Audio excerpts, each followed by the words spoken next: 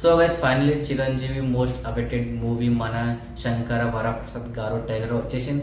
And trailer చూసిన నాకు ఎట్లా అనిపించింది మీకు చెప్తా హోనే.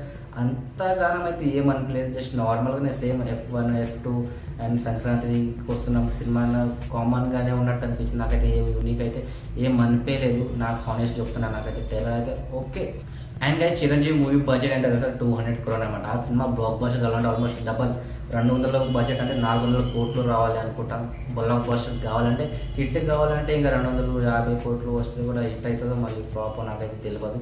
అండ్ గైస్ మెయిన్ సినిమా నాకైతే తెలిసినట్టు అంత అయితే హిట్ కాదని అనుకుంటున్నా. సంక్రాంతికి వచ్చిన మూవీలకు అంతా హిట్ కాదని అనుకుంటున్నా. మెయిన్ ఏం తెలుసా, రాజసాబ్ మూవీ వస్తుంది ప్రభాస్. ఆ మూవీ బడ్జెట్ కూడా ఎంత తెలుసా, ఆల్మోస్ట్ 400 to 450 crores అన్నమాట. సో ఆల్మోస్ట్ అయితే నాకు తెలిసినట్టు సినిమా అయితే రాజసాబ్ సినిమాని నడుస్తుంది.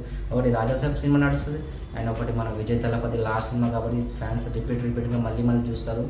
నాకు తెలిసినకైతే అసలు వీళ్ళు చాలా పెద్ద తప్పు చేస్తారు బై సింపుల్. ఒకటి ఏంటంటే ప్రభాస్ సినిమా వస్తుంది. ప్రభాస్ సినిమా అంటే ప్లాన్ ఇండియా సినిమా అనమాట.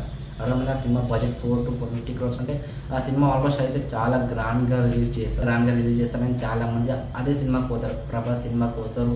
ఎందుకంటే ప్రభాస్ సినిమా కదా యూనిక్గా వస్తుంది ఇస్తారు. అదే మీద చాలా సంవత్సరాల తర్వాత మనం ప్రభాస్ని వెంటేజ్ ప్రభాస్గా చూస్తున్నాం, కామెడీ హారర్గా. ఫస్ట్ టైం ప్రభాస్ ఒక హారర్ మూవీ చేస్తుంది కాబట్టి చాలామంది ఎక్సైటెడ్గా ఉంటారని అమ్మ వావ్ చాలా ఇంట్రెస్టింగ్ మీద పోదామని చాలామంది దానికి పోతారు. అని నాకైతే అంతగానం అయితే ఏం అనిపించలేదు. వావ్ మైండ్ బ్లోయింగ్ ఏం ట్రైలర్ రా బాబు అని అనిపించలేదు. ఓకే పర్లేదు, సినిమాకి 200 కోట్లు బడ్జెట్, ఒక 300, 250, 300 కోట్లు కూడా వస్తుందా రాదా అని నాకు డౌట్. ఎందుకంటే ఎందుకు రాదు 250 కోట్లు అంటే 250 కోట్లు అంటే 300 కోట్లు కూడా వస్తాయి రావని డౌట్. ఎందుకంటే అక్కడ ఉన్నది రాజస్థాన్ ప్రభాస్. ఆ మూవీ బడ్జెట్ ఎంత 400 to 450 crores అనమాట.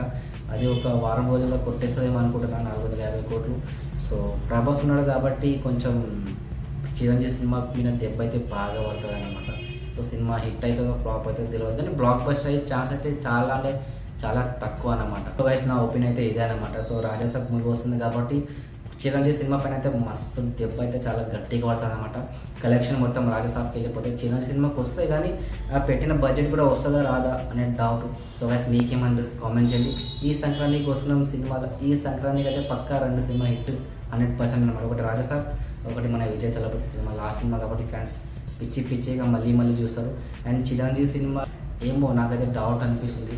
సో మీకేమనిపిస్తుంది కామెంట్ చేయండి. పక్కా ఈ సంక్రాంతికి అయితే ప్రభాస్ చేతనే ఉంటుంది. ఈ సంక్రాంతి వినర్ ఏమంటే ప్రభాసే అనుకుంటాను నేనైతే.